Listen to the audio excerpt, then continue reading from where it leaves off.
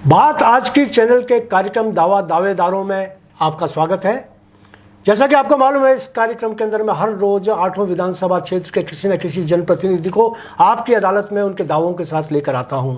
उनके दावे कितने मजबूत होते हैं ये आप खुद देख लेते हैं, और मेरी ये कोशिश रहती है कि उनका दावा आपके पास पहुंचे, मजबूती से पहुंचे और उनके हाई कमान तक पहुंचे जिस पार्टी से वो अपनी दावेदारी प्रस्तुत कर रहे हैं। अलग अलग क्षेत्र के लोगों को मैं आपके सामने ला रहा हूं, और आज जिस व्यक्ति को मैं लेके आ रहा हूं वो किशनगढ़ क्षेत्र से है और एक मजबूत दावेदार है। पिछले इलेक्शन में भारतीय जनता पार्टी की तरफ से उन्होंने चुनाव लड़ा, चुनाव जीत नहीं पाए, उसके बहुत सारे कारण रहे और वो क्या कारण रहे इस पर भी हम चर्चा करेंगे, लेकिन इस बार उनकी दावेदारी बहुत मजबूत है। आप हैं डॉक्टर विकास चौधरी, किशनगढ़ से हमारे साथ आए हैं। डॉक्टर साहब, आपका स्वागत है। बहुत आप निश्चित रूप से हमारे लिए एक संपत्ति है हमारी इस कार्यक्रम की। Thank you so much. तो सबसे पहले मैं आपसे पूछना चाहूँगा कि आपका राजनीतिक सफ़र कैसा रहा, किन किन मुकामों और पड़ावों से होते हुए आप इस मुकाम तक पहुँचे? सर्वप्रथम तो आदरणीय भाई साहब, आपका मैं धन्यवाद ज्ञापित करता हूं कि इस कार्यक्रम में मुझे आपने आमंत्रित किया, और निश्चित तौर पे आपके सभी दर्शकों को भी मेरा प्रणाम। राजनीतिक आप कैरियर की बात कर रहे हैं तो मैं एक सामान्य परिवार से हूं। मेरे पिता रेलवे में स्टेशन मास्टर है, माता गृहिणी है जो कि अभी भी कृषि का कार्य करती है। मैंने ज्ञानशील एकता का पाठ पढ़ते हुए विद्यार्थी परिषद के कार्यकर्ता के रूप में कार्य किया है, और लंबे समय तक हमने छात्र राजनीति का कार्य करते हुए आम छात्रों के बीच रहे हैं। और 2011 में मुझे महर्षि दयानंद सरस्वती विश्वविद्यालय में पहली बार एबीवीपी और एबीवीपी के पूरे पैनल के साथ विजेता होने का प्राप्त हुआ कि विद्यार्थी परिषद के कार्यकर्ता के रूप में कार्य करते हुए ये मुझे सफलता हासिल हुई। उसके बाद मैंने 2013 में भी भारतीय जनता पार्टी का किशनगढ़ विधानसभा क्षेत्र से टिकट मांगा। पार्टी ने उस समय टिकट नहीं दिया। 2018 तक हमने सतत लोगों के बीच में कार्य करते हुए 2018 में पार्टी ने मुझे टिकट दिया। कुछ वोटों से हम रह गए, लेकिन उसके बाद लगातार हम जनता से आपसी संवाद में रहे, और मैं इस मंच के माध्यम से दावे के साथ कह सकता हूं कि 2018 से 23 के बीच में जनता का ऐसा सुख दुख नहीं रहा जहां विकास चौधरी उपस्थित नहीं रहा। इसलिए मेरा दावा मजबूत है। आपका दावा मजबूत है, आपके छात्र राजनीति बहुत अच्छी रही। क्या कारण रहे कि आपको चुनाव हारना पड़ा? क्योंकि हर दावेदार से जनता ये पूछना चाहती है कि आप फिर हमारी अदालत में आए, फिर हमारे बीच में आए, फिर कोई एक सपना लेकर आए या फिर एक कोई बात बोलने के लिए आए हैं। तो ऐसे क्या कारण रहे कि आप चुनाव हार गए? मुझे भाई साहब उस समय 2018 में सिटिंग एमएलए का टिकट काट के दिया था पार्टी ने, और जैसे ही मुझे टिकट मिला कुछ कार्यकर्ता नाराज होकर इस्तीफा देने चले गए थे।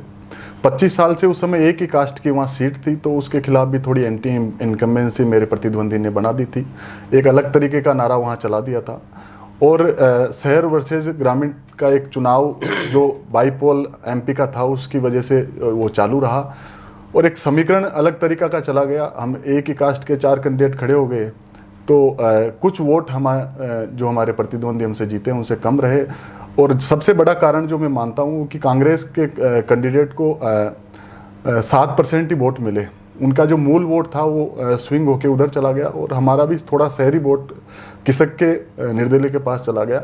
लेकिन 2018 से 23 के बीच में उनके कार्यकाल को देखते हुए जनता ने ये मन बना लिया कि जो काट की हांडी 2018 में चढ़ गई थी वो इस बार बिल्कुल भी जनता बर्दाश्त करने के मूड में नहीं है। मैं आपके मंच के माध्यम से बता देना चाहता हूं भाई साहब, जब कोरोना काल जैसी विकट परिस्थितियां इस देश में थी, हमारे शहर में थी, तब माननीय जो हमारे यहाँ जीते हुए विधायक थे वो जैसलमेर जैसी होटलों में आराम से गाने गा रहे थे। जनता को उस हाल पे छोड़ दिया, उनको संभालने वाला नहीं था। उस समय भारतीय जनता पार्टी के ही कार्यकर्ता थे जो हमारे देश के यशस्वी प्रधानमंत्री के आदेश से आम जन तक हर सुविधा, मेडिकल सुविधा हो, चाहे वहाँ खाद्य सामग्री की व्यवस्था हो या किसी भी क्रिटिकल सिचुएशन से लड़ने की जो क्षमता कार्यकर्ताओं ने दिखाई, उस समय एक किशनगढ़ अपने आप को अभागा महसूस किया कि जिस जनप्रतिनिधि को बड़ी आस से हमने चुना है वो हमारे बीच में नहीं है। और भाई साहब, एक राजस्थान में एक कुप्रथा लंबे समय तक चली थी, उसको नाता कुप्रथा बोलते हैं, और जो विधायक ने नाता कुप्रथा का प्रचलन यहाँ चलाया है कि जहाँ माल मिला वहाँ भाग जाना, जहाँ मिला। और राजनीति में मैं ये अति आवश्यक मानता हूँ कि राजनीति में आप दल बदल यदि रहोगे तो आपकी वैल्यू सामाजिक क्षेत्र और राजनीतिक क्षेत्र में रहेगी नहीं। तो दल बदलू का कार्य माननीय विधायक ने किशनगढ़ के साथ किया है, बड़ा कुठाराघात किया है। नहीं, लेकिन विकास जी आपकी ये बात गलत है कि उन्होंने दल बदला, क्योंकि वो भारतीय जनता पार्टी ने उन्हें टिकट नहीं दिया, उन्होंने निर्दलीय चुनाव लड़ा, और अब आज भी वो ना किसी भारतीय जनता पार्टी में, ना वो कांग्रेस में, ना किसी और दल में, दल तो नहीं है, अब तो निर्दलीय हैं। और मुझे लग भी नहीं रहा कि इस बार उनको कोई भाजपा टिकट देगी या कांग्रेस टिकट देगी, वो फिर निर्दलीय ही मैदान में उतरेंगे, ऐसा मुझे लग रहा है। आपको क्या लगता है? जी भाई साहब, दल बदल कानून के तहत आप किसी पार्टी की सदस्यता ग्रहण नहीं कर सकते, लेकिन आप उसके एसोसिएट सदस्य के रूप में काम कर सकते हैं। जिस आशा के साथ सिटी का जो मूल वोट था, उनको लगा कि ये हमारी विचारधारा का आदमी है, तो उस विचारधारा के साथ वोट देते ही, और जिस दिन ये चुनाव जीते हैं उसी दिन अशोक गहलोत के पाले में जाके बैठ गए। लोगों को लगा कि हमने जिस विचारधारा के तहत वोट दिया वो तो यहाँ से भाग गए। फिर जब देश में 370 धारा हट रही थी, उसका विरोध करने पहुंच गई, सीए एनआरसी जैसे बिल का विरोध करने पहुंच गए, तब लोगों को लगा कि हमने इस किशनगढ़ में एक सांप पाल लिया। और देश की बात, जिस विचारधारा को ये समर्थन दे रहे हैं, ये कर नहीं रहे। आपकी चैनल से मैंने उनको अभी देखा था जी, मेरे इस इंटरव्यू के से पहले, वो कह रहे हैं कि हमने 1600 करोड़ का कार्य किशनगढ़ में कर दिया। तो आपके पास में हमारे विधानसभा क्षेत्र केकड़ी हैं, वो कह रहे हैं हमने 3,500 करोड़ का कर दिया। उसी में भी वो 500 करोड़ तो एक पीपीपी मोड की रोड बन रही है, जो अराई से लगा के मालपुरा और अराई से लगा के सरवाड़ बन रही है, वो शायद 200-225 करोड़ की रोड है, उसको भी अपना श्रेय ले रहे हैं, जो कि 2013 में वो वसुंधरा जी की टाइम पास हो गई। और पीपीपी मोड का मतलब होता है प्राइवेट पार्टनरशिप, पब्लिक पार्टनरशिप, तो वो तो इनको श्रेय जाता ही नहीं है उसका, क्योंकि वो टोल रोड है। दूसरी बात मैं भाई साहब आप इस मंच के माध्यम से कहना चाहता हूं कि उन्होंने कहा कि मेरे पहले कुछ भी नहीं हुआ किशनगढ़ में। मैं पूछना चाहता हूं, क्या किशनगढ़ में रेलवे स्टेशन नहीं बना मोदी जी के राज में? क्या किशनगढ़ में नया बस स्टैंड नहीं बना? क्या किशनगढ़ का जो मुख्य मार्ग की ये बात कर रहे हैं, वो 2010 में भारतीय जनता पार्टी के राज में 4 लाइन बना, उसके बाद में 2016 और 17 में उसका टेंडर हो गया। अभी तो इन्होंने केवल नवीनीकरण का काम किया, कोई नया प्रोजेक्ट तो वो है नहीं।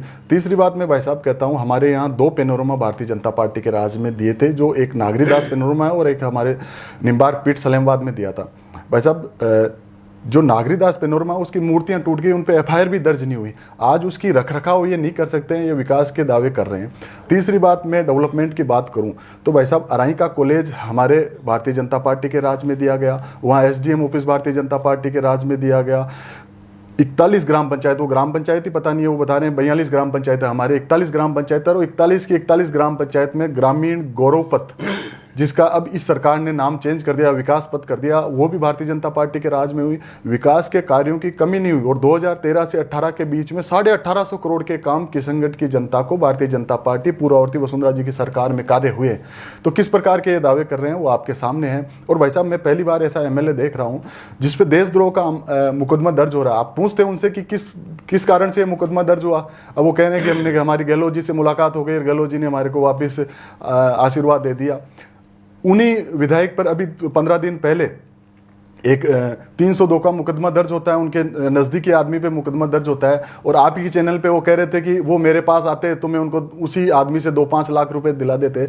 आप इसी मंच पे उन्होंने बोला, आप वापस उनकी रिकॉर्डिंग देखना, क्या एक दलित महिला की मौत की कीमत 2-5 लाख रुपए है? क्या उसने जीवन भर अपने 50 लाख रुपए का जो प्लॉट कमाया है इन लोगों ने छीन लिया? और मैं तो इस दावे के साथ इस मंच के माध्यम से कह सकता हूं कि उनके ऑफिस में वो आकी गई है, और ऑफिस में इन्होंने लताड़ के उसको भेजा, और उनके ऑफिस के सामने ही रेलवे स्टेशन आता है, वहां उसने बेचारी को उसको संदिग्ध अवस्था में उसकी लाश मिलती है रेलवे ट्रैक पे। तो ये बड़ी एक विधायक के खिलाफ नामजद यदि किसी में मुकदमा हो रहा है, वो कह रहे हैं कि 3 दिन तक वो लाश पे लोग राजनीति कर रहे थे। आज आप भाई साहब इस मंच के माध्यम से, कौन ऐसा बेटा है जो अपनी माँ की लाश को 3 दिन लेके हॉस्पिटल में बैठा रहे? बड़ी विडंबना है इस तरीके की वो बातें करते हैं। हाँ, वो उनमें एक बात खासियत है कि वो एक झूठ को बड़े अच्छे तरीके से वो पेश करने में माहिर है, जिसका परिणाम 2018 में जनता उसका भुगत रही है। 2018 में जो परिणाम भुगते जनता ने वो तो देख लिए। इस बार जो इलेक्शन होने वाले हैं उसमें आप क्या अपने कोई नया एजेंडा लेके जाने वाले हैं जनता के बीच में, या उनकी नाकामियों को सामने रखकर वोट मांगेंगे? पिछले विधायक ने क्या नहीं किया, कैसा किया, क्या नहीं किया, कितना सच था, कितना गलत था, इस बात से टिकट मांगेंगे दावेदारी, या आप अपना विकास की कुछ ठोस कार्यक्रम लेके जनता में जाएंगे?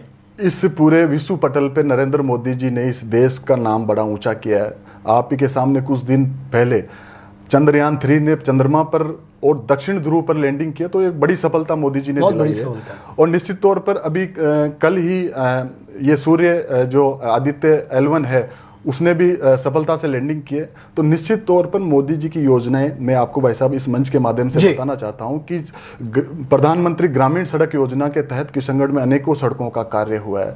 प्रधानमंत्री जन धन योजना के तहत हर आदमी का खाता खुला। आज रसोई में जिस प्रकार से हम सिलेंडर की बात करें, अभी मोदी जी ने 200 रुपये सिलेंडर का हर परिवार के लिए कम किया। तो उन्हीं योजनाओं को लेके, केंद्र की योजनाओं को लेके और इस सरकार की नाकामियां मैं भाई साहब इस मंच के माध्यम से बताना चाहता हूं। 2018 से 23 के बीच में जी इस किशनगढ़ में इतना अपराध बढ़ा है और नशे का कारोबार, जो कि माननीय विधायक उस नशे के कारोबार से इसलिए जुड़े हुए हैं कि वो उनका पुश्तैनी कार्य है, उनको करना भी चाहिए, लेकिन जिस वो कार्य कर रहे हैं वो बड़ा नौजवानों को विचलित करने वाला है। आज इस किशनगढ़ में नशे की इतनी खेप है और जिस प्रकार से यहाँ हत्याएं हो रही है, दिन दहाड़े यहाँ बंदूक चल रही है, दिन दहाड़े किसी व्यापारी का बैग लेके यहाँ अपराधी भाग रहे हैं, तो ये बड़ा चिंता का विषय है। और मैं इस मंच के माध्यम से कहना चाहता हूँ कि भारतीय जनता पार्टी का राज आते ही सबसे पहले अपराध पे लगाम लगाया जाएगा।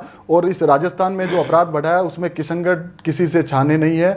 और जिस प्रकार से मैं अभी आपके मंच से ही उनका इंटरव्यू जो देख रहा था, उसमें हर जगह मैं, मेरी जनता, मेरा भगवान, मेरे श्रीनाथ जी, उनका जो एटीट्यूड मुझे लगा, उससे मुझे रामायण का एक किरदार जो साउथ से आता था, वो किरदार बड़ा चरितार्थ उनकी मुझे होता नजर आ रहा था।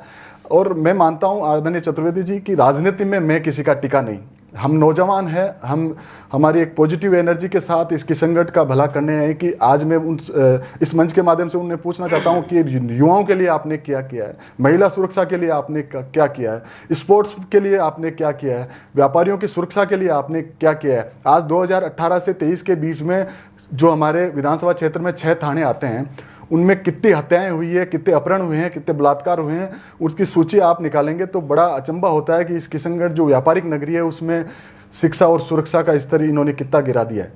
तो आप जब सत्ता में आएंगे, इसमें एक थोड़ा सा पेच है, उस पेच से भी मैं आपके विचार जानना चाहूँगा कि जैसा कि हमारे अजमेर के 2 विधायक, एक अखबार के अंदर उनकी खबर आई थी, हम क्या करें, हम तो बहुत कुछ करना चाहते हैं क्योंकि हमारे साथ सरकार नहीं है, इसलिए हम हमारे साथ हुआ, हम ना हमारी अधिकारियों पे चलती है, ना हमारे कहने से ये होता है। बाय द वे, अगर सरकार आए, इंशाल्लाह ईश्वर करे कि आपकी सरकार आए और आप विधायक बनकर विधानसभा में पहुंचे, ये मेरी शुभकामनाएं आपको हैं। लेकिन अगर इनकेस आप विधायक बन जाते हैं और सरकार वापस आपकी नहीं आ पाती है, ऐसे में आप अपने आप को जब असहाय महसूस करेंगे, जो सपना आप जनता के बीच में जिन सपनों को लेकर जा रहे हैं, जिन दावों को लेकर जा रहे हैं, वो जब दावे पूरे नहीं होंगे तो आपकी मनस्थिति क्या हो जाएगी, उस बारे में थोड़ा सा आप बताएं। जी भाई साहब, जो ये आपने दावा किया है, मैं उस दावे को यहाँ खारिज करता हूँ, क्योंकि बड़े अंतर से राजस्थान में भारतीय जनता पार्टी की सरकार बनने जा रही है और 2024 में तीसरी बार नरेंद्र मोदी जी प्रधानमंत्री बनने जा रहे हैं। इसमें आम जनता को किसी प्रकार का संशय नहीं है। जिस प्रकार से राजस्थान में अशोक गहलोत की सरकार ने किसानों को कहा कि आपका सारा कर्जा माफ कर देंगे, आज 19,000 किसानों की जमीनों को कुर्की इस अशोक गहलोत सरकार ने की है। हम नौजवान को ये कहा गया कि आपको बेरोजगारी भत्ता 3,500 रुपये देंगे, आज बेरोजगारी भत्ता तो बहुत दूर की बात है। 16 पेपर लीक करके जो किसान का बेटा, जो नौजवान यहाँ पढ़ने के लिए आता है और वो जाके बाहर देखता है कि अपना पेपर लीक हुआ है, तो उस पर क्या बीतती है चतुर्वेदी जी, आप और हमसे छिपी नहीं हुई है। तो उस सरकार पे इस आम जन का बड़ा ही रोष है। और आपने अभी दरियावाद की घटना देखी होगी, किस प्रकार से महिला सुरक्षा की ये सरकार बात कर रही है, और महिलाओं की सुरक्षा बड़ी दूर की बात है। इस राजस्थान में रोज 17 से अधिक बलात्कार की घटनाएं हो रही है, तो ये राजस्थान बड़ा त्राहिमाम इसमें मच रही है। और जिस प्रकार से पूर्ववर्ती सरकार, चाहे भैरव सिंह जी की हो या वसुंधरा जी का 2003 से 8 का कार्यकाल हो, चाहे 13 से 18 का कार्यकाल हो, इस प्रदेश को बीमारू प्रदेश की श्रेणी से बाहर निकालकर उन्होंने गांव, गरीब, नौजवान की सेवा की है। और निश्चित रूप से ये आम जनता टकटकी लगा के देख रही है कि कब भारतीय जनता पार्टी का राज आए और इस प्रदेश में सुशासन हो और भ्रष्टाचार रूपी, जंगल राज रूपी इस कांग्रेस की गहलोत सरकार को उखाड़ फेंकने का कार्य आम जनता करे। वो तैयारी में बैठे हैं, कब चुनाव हो। तो चुनाव होंगे और आपको ये यकीन है कि भारतीय जनता पार्टी पुनः सरकार में आएगी। मोदी सरकार की जो नीतियां थीं वो इस राजस्थान में, ख़ास तौर से किशनगढ़ में लागू होंगी। आपने जिस तरीके से अपनी बात का दावा पेश किया, उस दावे के अलावा क्या कोई मजबूत चीज़ आप सोचते हैं जो आपको चुनाव जिताने में मदद करे? आप अपने दावे में उसको जोड़ें। जी, मेरा सबसे मजबूत दावा है कि जिस प्रकार से 2013 से 18 से 23 के बीच में मैंने जनता के बीच रह के कार्य किया है।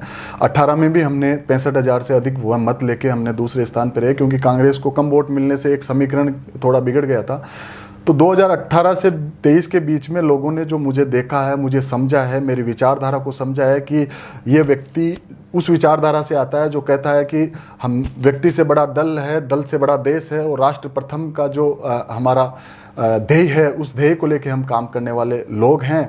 और जिस प्रकार से इस विधायक ने तुष्टिकरण की नीति से, जिस प्रकार से यहाँ एक समुदाय विशेष के कुछ मस्जिदों का निर्माण ये करवा रहे हैं, जिस प्रकार से ये तुष्टिकरण की नीति से, आज मैं एक एनआईए का एक केस में ऐसा स्पेशल केस बताता हूँ जो हॉस्पिटल में हुआ है। यूँ तो हमारा हॉस्पिटल जिला हॉस्पिटल है, लेकिन उसकी स्थिति आप देखेंगे तो बड़ा आपको भी तरस आएगा। उस हॉस्पिटल में एक जो मोटरसाइकिल स्टैंड का जो टेंडर चलाता है, उसको एनआईए ने इसलिए गिरफ्तार किया है कि वो आतंकवादी गतिविधियों में वांछित था। इस प्रकार की गतिविधियां यदि किशनगढ़ जैसी शांति प्रिय व्यापारिक नगरी में होगी तो बड़ा ठगा हुआ व्यापारी अपने आप को महसूस कर रहा है। पहले कई भ्रांतियां 18 में उन्होंने फैला दी थी, लेकिन अब किसी प्रकार की भ्रांतियां नहीं चलेगी। हिंदुओं को तोड़ने का काम वो कर रहे हैं, जाति में बांटने का, तुष्टिकरण का, जो कि कांग्रेस की नीति रही है, उस नीति के अनुसार वो काम कर रहे हैं। और मैं दावे के साथ कह सकता हूँ, क्योंकि जिस प्रकार से 5 साल उन्होंने एक एसोसिएट सदस्य के रूप में कांग्रेस का काम किया है, तो कहीं ना कहीं उनको कांग्रेस की हवा लगी हुई है, उन्होंने कांग्रेस का खाना खा लिया है। तो उस प्रकार की हवा यहाँ रही है। और जो वो दावा कर रहे थे कि मैंने अशोक गहलोत का समर्थन किया कि मैं विकास कार्य करा सकूं, तो ऐसा कोई विकास कार्य किशनगढ़ में हुआ नहीं। 210 गांवों की सड़कों की जो भौतिक सुविधाएं, जल, बिजली और आपके लाइट, इस प्रकार का शिक्षा का स्तर बड़ा गिरा है। और त्राहिमाम जनता है, और इनका जो अहंकार है उसको जल्दी जनता तोड़ने का काम करेगी। और जनता ये कह रही है, जनता उनको कह रही है कि तुमको लगता है कि तुम जीत गए हो मुझसे, अगर है यही बात तो मुकाबला फिर से हो जाए। मुकाबला फिर से हो जाएगा। आखिरी सवाल मैं विकास जी आपसे पूछना चाहूँगा, और मेरा ये आखिरी सवाल ये है कि यदि बीजेपी आपको टिकट नहीं देती है, यदि बीजेपी किसी और को टिकट दे देती है, यदि बीजेपी सुरेश टांक को ही बीजेपी सीट टिकट दे देती है, तो आपकी भूमिका क्या रहेगी?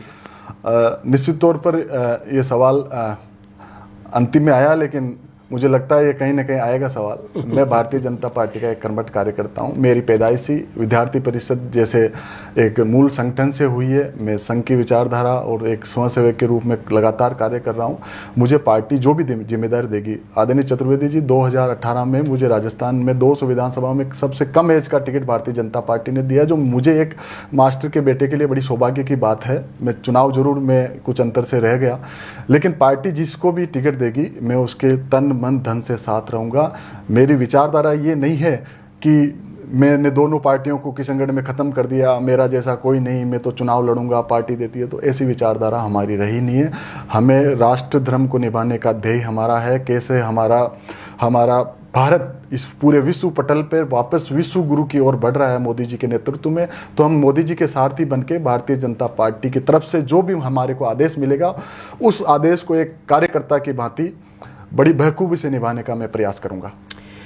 तो ये हैं आपके दावेदार डॉक्टर विकास चौधरी, जिन्होंने बहुत मजबूती से अपने दावे पेश किए। बड़े निर्भीक होकर उन्होंने अपने सामने वाले नेता के ऊपर वार किए, और उन वारों का नतीजा है कि आपसे जब मैंने आखिरी सवाल पूछा, जो बड़ा पेचीदा सवाल था, उस सवाल का उत्तर शायद हर कोई नहीं दे सकता था, क्योंकि इतनी देर से जिस के विरोध में अपने विचार व्यक्त किए जा रहे थे, उससे विड्रॉल होना और एकदम से पार्टी का कार्यकर्ता बन जाना, पार्टी के लिए खड़े हो जाना, वकील बन जाना, वकील और तन मन धन से अपनी पार्टी के साथ खड़े होने का दावा, निश्चित रूप से आप ही हकदार हैं भारतीय जनता पार्टी के और आपको टिकट मिले, ऐसी मेरी कामना है कि आपको टिकट मिले, आप चुनाव जीतें। आपके जो दावे जनता हैं मैं जनता तक पहुंचा रहा हूं और यही दावे मैं हाईकमान तक भी पहुंचा रहा हूं और मोदी तक ये दावा जाएगा और आपको टिकट मिले, आप चुनाव जीत के आएँ और अगली बार फिर यहीं आएँ तो विधायक के रूप में मेरे साथ